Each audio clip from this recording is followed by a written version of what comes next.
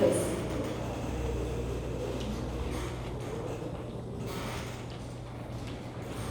Capítulo 2, versículo 5 ao 8. Alguém pode ler para mim?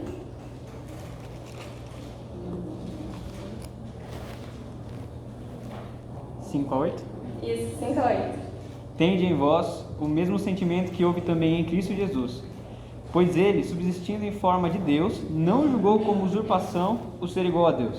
Antes, a si mesmo se esvaziou, assumindo a forma de servo, tornando-se em semelhança de homens, e reconhecido em figura humana. A si mesmo se humilhou, tornando-se obediente até a morte e morte de cruz. Aqui a gente vê um Deus que ele se esvazia pelo outro, ele se esvaziou pela própria criação, ele se torna um servo. E isso não foi somente ele pegar a natureza humana e vir passar esse tempo que ele passou aqui na Terra, mas ele pegou essa forma humana e se submeteu a ela para toda a eternidade. O preço que Cristo teve que pagar vai ser para todo sempre. Então, para todo sempre, ele vai se submeter a esse corpo humano. O Deus que antes sua glória era incomparável, agora é totalmente comparado. A gente não perde de vista de que Deus continua sendo Cristo. Cristo continua sendo Deus. Ele ainda tem seus poderes, ele ainda é uma divindade. Mas isso não significa que ele vai usar isso. Ele decide reter isso para ele, para poder pagar o preço. Ellen White nos diz, no Desejar de Todas as Nações, na página 25, as seguintes palavras: ao tomar a nossa natureza, o Salvador ligou-se à humanidade por um laço que jamais se partirá. Ele nos estará ligado por toda a eternidade. A intenção de Satanás sempre foi causar a separação de Deus com o homem. Porém, com a vinda de Jesus, a nossa relação com o Pai ela acaba por ficar mais íntima do que se nunca houvéssemos pecado. Jesus ele desce, ele se humilha, ele se coloca em um mero corpo humano, como uma história.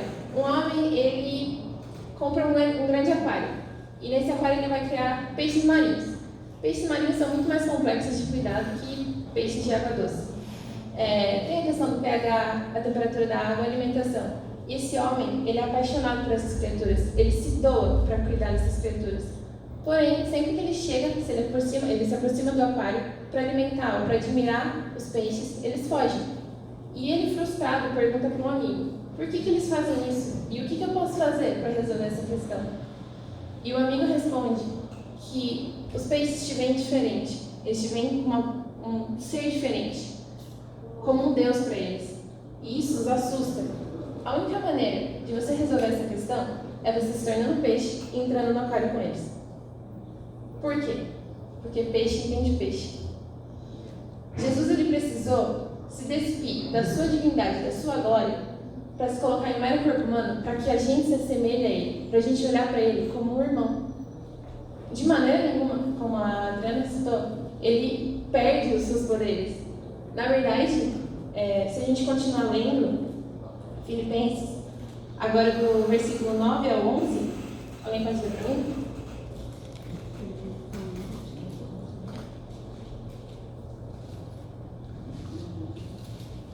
Pelo que também Deus o exaltou soberanamente.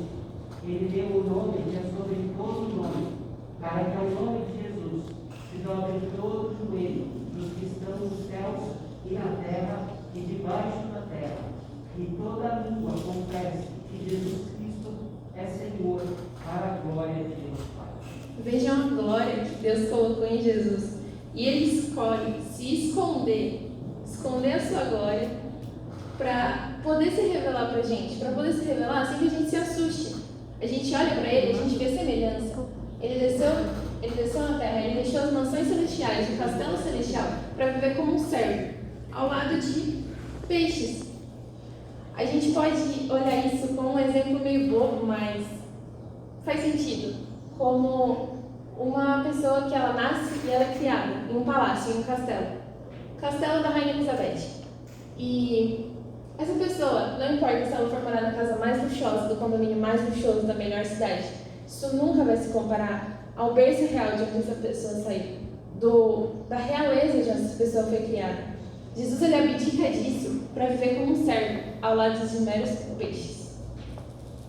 A gente vê que Cristo, ele se humilhou de tal maneira de que quando a gente ressuscitar, o corpo que a gente vai ter vai ser da mesma glória que o corpo dele, que ele tem agora, para toda a eternidade. Seguinte, o Criador, ele olha para o anjo e ele vê que a glória do anjo é muito maior que a glória dele. E isso é como se fosse uma humilhação para todo sempre. Não foi só ele ter passado aqui na terra. A humilhação dele começou desde que ele se tornou homem e vai durar para toda a eternidade. Esse foi o preço pago pela gente. A gente não podia falar de um Deus Redentor sem focar no que aconteceu para ele, qual foi o preço que ele teve que pagar por tudo isso. Lá, se a gente for em Efésios capítulo 1, é um livro antes de Filipenses. No capítulo 1, no versículo 9, fala assim. Calma aí, eu vou deixar um pouco, vocês deixarem. Fala assim: desvendando-nos o mistério da sua vontade, segundo o seu beneplácito, segundo a sua aprovação, segundo o seu compreendimento, que propuseram em Cristo. Ou seja, Deus, ele permitiu que Cristo viesse aqui e através de Cristo ele falasse do Pai para a gente. Ele colocou total aprovação naquilo que Cristo ia fazer. Então a gente tem que tentar enxergar aonde está esse Cristo, porque é Ele que revela o Pai. E quando a gente quer ver o Pai, então a gente tem que ver o Filho. A gente vê que o Antigo Testamento, ele fala de um Messias que ia vir. E o Novo Testamento, ele fala de um Messias que veio e que vai voltar. Então a Bíblia inteira, ela converge em Cristo. E é nela que a gente tem que olhar para poder perceber o Filho. Ela é uma obra literária completa de um super-herói. Muita coisa, a visão das pessoas do Antigo Testamento, até hoje, a nossa visão é muito distorcida depois da queda. Mas, com a vinda de Jesus no Novo Testamento, isso nos traz luz, nos mostra que Jesus ele veio viver seguinte a cosmovisão do reino de Deus, seguinte a cosmovisão do reino soberano de Deus. E que cosmovisão era essa? Que jeito diferente Jesus pensava? Qual era o paradigma dele? A gente consegue enxergar isso melhor se a gente for lá em Lucas. Mas para isso eu vou precisar que 3 pessoas se voluntariem para cada um poder ler um versículo. Então, Flávio, você lê Lucas 22, versículo 50. Mais alguém? Gabi, você lê Lucas 23, versículo 27 e 28. Ricardo, é que ele levantou o nome primeiro. O seu é Lucas 22, versículo 50. Ricardo é Lucas 23, versículo 34. Meu Deus, mas vamos lá. Sei lá. 3 pessoas. Pode ler, Flávio. Um deles feriu o servo do sumo sacerdote e cortou-lhe a orelha direita. Pode ler, Gabi. Seguia uma numerosa multidão de povo, e também mulheres que batiam no peito e lamentavam. Porém, Jesus voltou-se para elas e disse: Filhas, de Jerusalém não choreis por mim, chorai antes por vós mesmas e por vossos filhos. Pode ler. Contudo, Jesus dizia: Pai, perdoe, porque não sabem o que fazem. Então, partindo das vestes dele, lançaram as portas. Eu queria saber de vocês, o que esses textos têm em comum? Pode chutar também. Alguma ideia? Jesus ele estava se importando com os outros. Isso. Quando a gente olha para a vida de Cristo, normalmente a gente dá muita atenção para as manifestações externas que ele fez, ou seja, para as boas obras que ele teve. Só que se a gente se aprofundar um pouco mais, a gente vê qual era a raiz de tudo isso, o porquê ele tinha toda essa vontade ou todo esse jeito de ser que é de tão diferente de nós. Quando a gente vê que ele era Deus e veio para cá, será que era só por causa disso? Será que era só por causa que ele era Deus? Por isso que ele fazia todos esses tipos de coisa? Será que era só porque ele era Deus? Bom, é que às vezes a gente se isenta da nossa responsabilidade de sermos cristãos, de falarmos que somos como Cristo. Tem até gente que fala, quem perdoa é Deus, eu não. Isso está muito ligado à mistificação de Jesus Cristo. A gente pensa que Jesus ele desceu do céu com o manual do Pai, instruído, tudo, como ele ia agir, como ele ia falar e como ele ia amar. Mas não era assim, ele não tinha instrução. Ele agia seguinte a cosmovisão dele, a visão de que ele nunca era prioridade, sempre o outro. E a gente vê nesses versículos, são versículos simples, a gente pode encontrar milhares desses na Bíblia, que em meio à total agonia em que ele estava vivendo, ele ainda conseguia olhar para o lado e pensar e se preocupar com o outro. Por mais que a dor do outro não fosse tão grande quanto o que ele estava sentindo, mas ele se preocupava com o outro. A vinda de Jesus aqui na Terra nos ensina que a gente precisa olhar mais como ele, colocar os óculos que Jesus usava para enxergar as pessoas antes da gente. Quando a gente volta para os versículos, a gente vê exatamente como o pastor falou, que todos eles estão falando de, por exemplo, um Jesus que ele estava sendo traído e ele se preocupou em restaurar a orelha do homem que estava prendendo ele.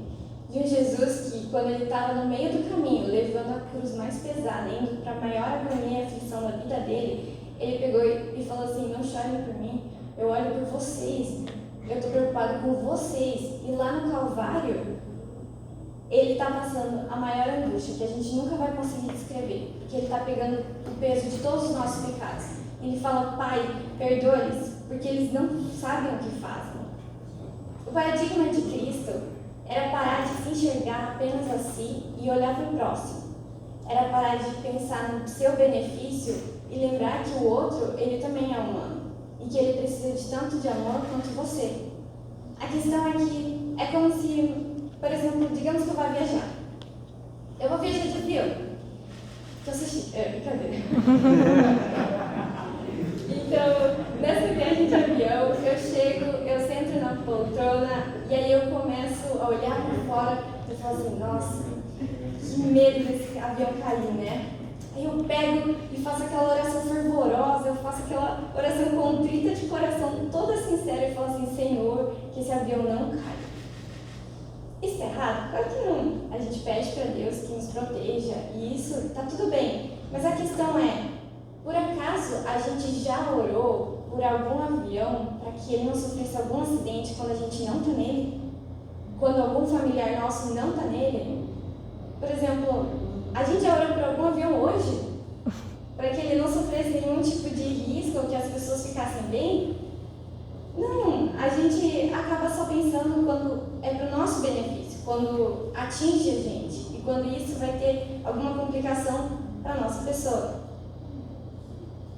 Nessa mesma ideia, mas um pouco diferente também, a gente pode colocar um exemplo de uma cidade que foi atingida por um terremoto e a cidade está toda destruída, tudo caiu, menos a igreja. A igreja está de pé. E o Caio não está do lado, esse não está direito, mas a igreja está de pé. E as pessoas olham para isso e veem mais como uma vitória. A igreja está de pé, glória a Deus. Sim, glória a Deus que a igreja está de pé. Mas, e se a gente olhasse, o importante não seria a gente olhar em volta, as pessoas que se feriram, as pessoas que perderam suas casas, as pessoas que morreram. Se for assim, melhor que a igreja caísse. Porque Deus ele não nos convida aqui para viver uma vida de conforto. Ele nos convida para nos sacrificar pelo próximo, por aquelas pessoas que precisam de mais tempo para se salvarem. Então, ele faz um convite formal para que a gente morra. Não é exatamente sobre a ação divina que deixou a igreja de pé, mas é sobre o nosso pensamento. É sobre aquilo que a gente pensa: nossa, ainda bem que foi ele, não eu, entendeu? Ainda bem que não me atingiu. Mas a questão é, a gente, como cristão, a nossa vida ela não acaba aqui. Esse não é o fim. Então, é como se tivesse que ser um pouco mais fácil para a gente de poder se sacrificar pelo outro, de poder até salvar a vida de alguém colocando a nossa própria vida em risco. Porque Deus fala assim: cara, se você morrer, tudo bem, eu vou te ressuscitar. Isso não é o fim, isso não precisa ser o fim. Tanto que lá em João, Deus fala assim: quem crê em mim, ainda que morra, viverá. E é nessa esperança que a gente tem, é nessa esperança que a gente consegue colocar o nosso olhar também pelo outro. A gente tem que saber de que o egocentrismo, ele rodeia a nossa vida, principalmente no contexto em que a gente vive.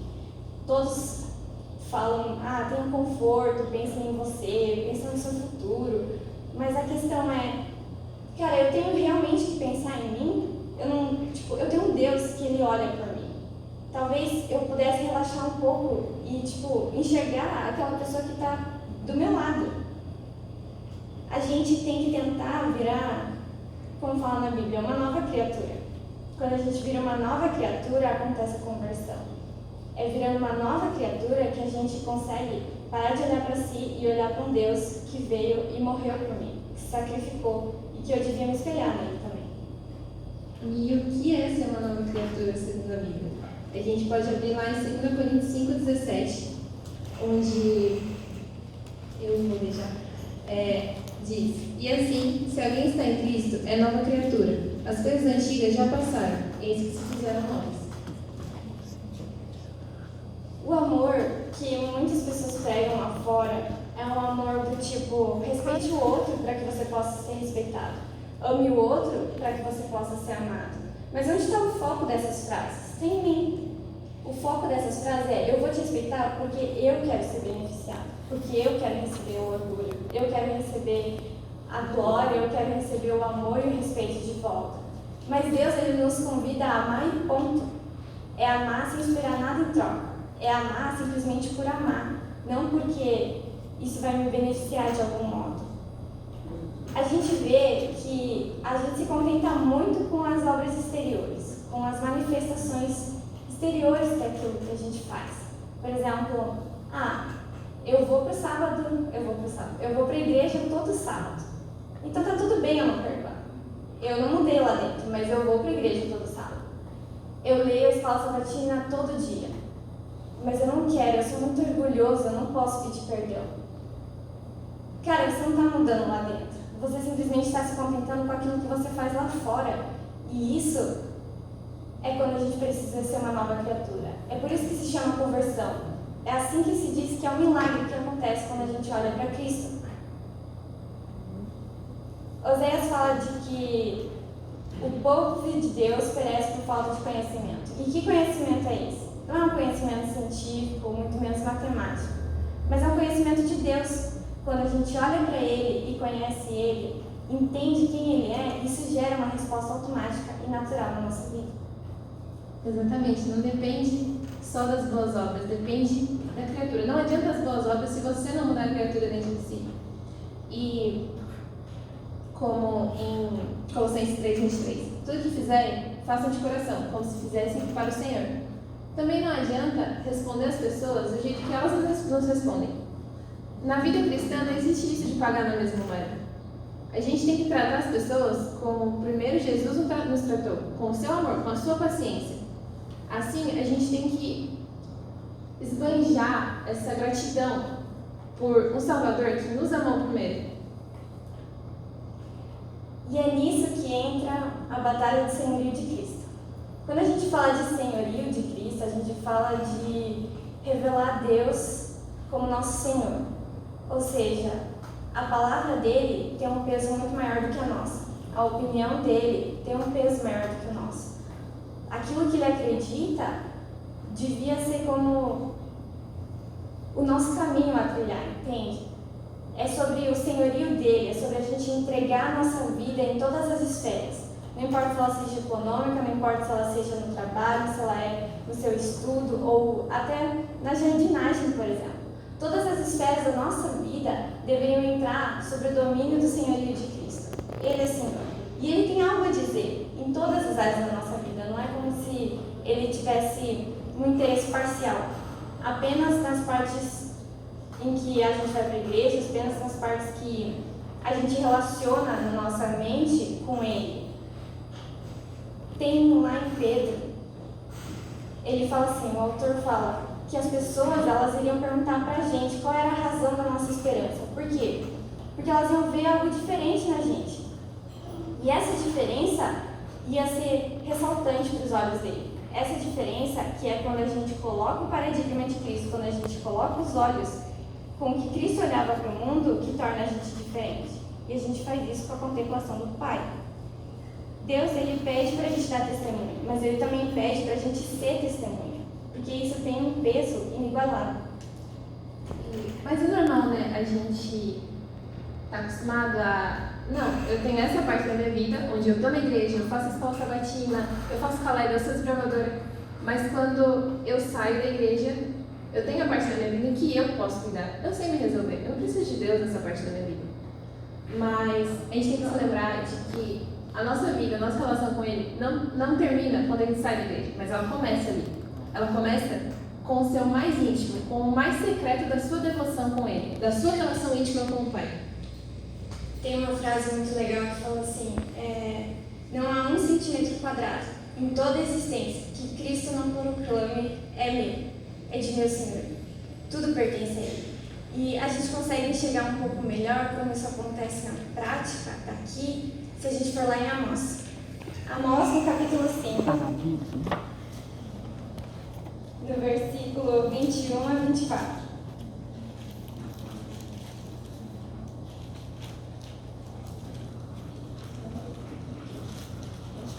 Amós o quê? Amós o quê? Amós, capítulo 5, do versículo 21 a 24.